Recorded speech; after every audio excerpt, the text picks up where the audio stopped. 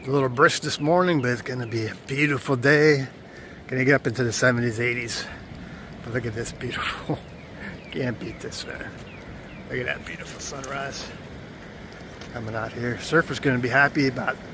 This is Walton Rocks for about low tide. It's kind of dying down, but a little shore break. Let's catch some fish.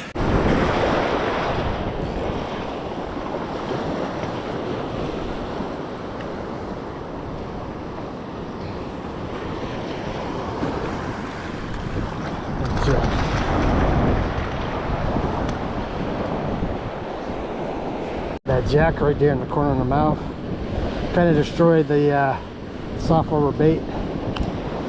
Got a nice little jack on the beach, high vis 12-pound mono, 50-pound mono leader. You can catch him. Let this guy go.